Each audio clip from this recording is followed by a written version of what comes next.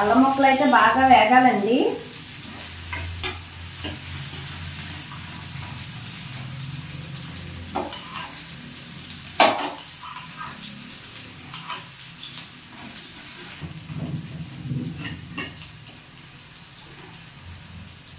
మంట కొంచెం మీడియంలో పెట్టుకొని వేయించుకుందాం. ఎందుకంటే మంట పెద్దగా పెట్టేసినా లోపల పచ్చిగా ఉంటుంది, పైన వేగిపోతుంది.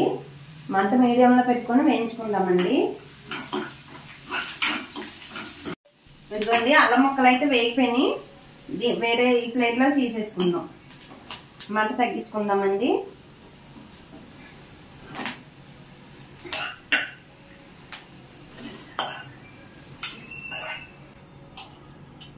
ఇదిగోండి పుదీనా ఉంది కదా, వేసేసుకుందాం. ఇప్పుడు నేనైతే కాడలతోనే వేస్తున్నానండి. కాడలతో వేసుకుంటేనే మంచి టేస్ట్ వస్తుంది, అందుకని కాడలతోనే వేస్తాను.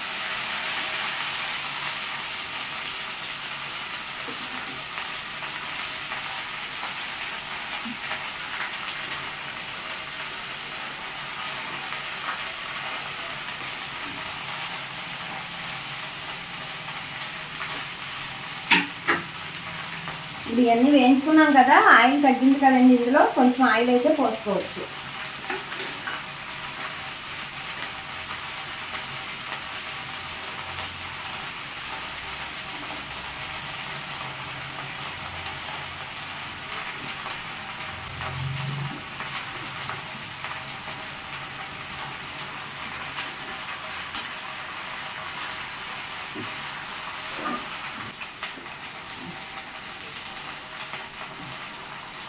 ఎక్కువ అక్కర్లేదండి, 1 స్పూన్ వేసుకుంటే సరిపోతుంది.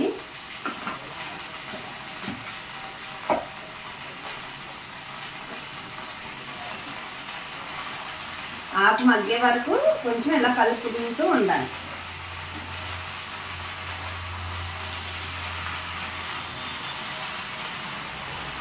ఇదిగోండి ఆకు అయితే ఇలా మగ్గిపోయింది కదా.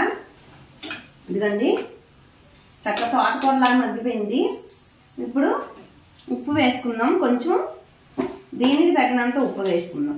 కొంచెం అంటే ఇంకా కొంచెం మెత్తగా మగ్గుద్దని. ఇదిగోండి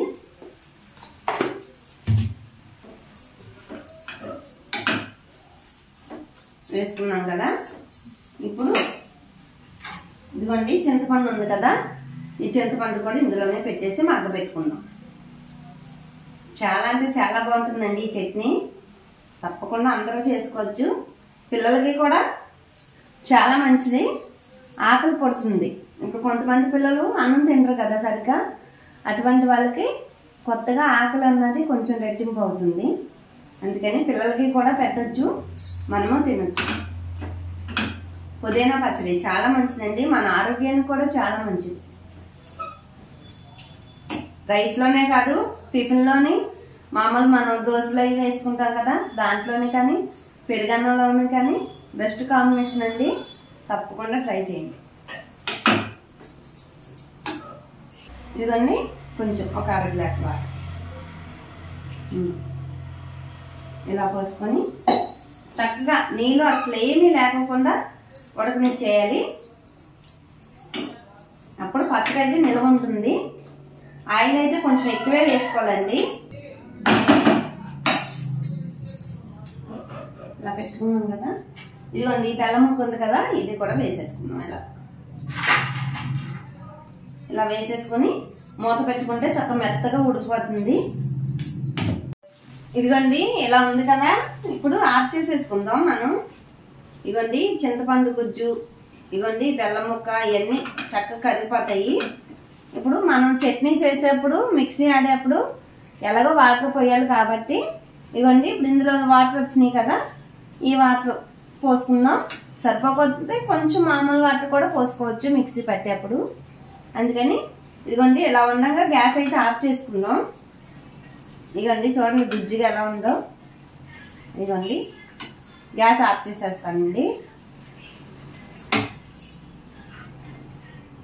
చల్లారాక మిక్సీ పట్టుకుందాం. ఇదిగోండి చల్లారిపోయింది, మిక్సీ పట్టేసుకుందాం. వచ్చేయండి.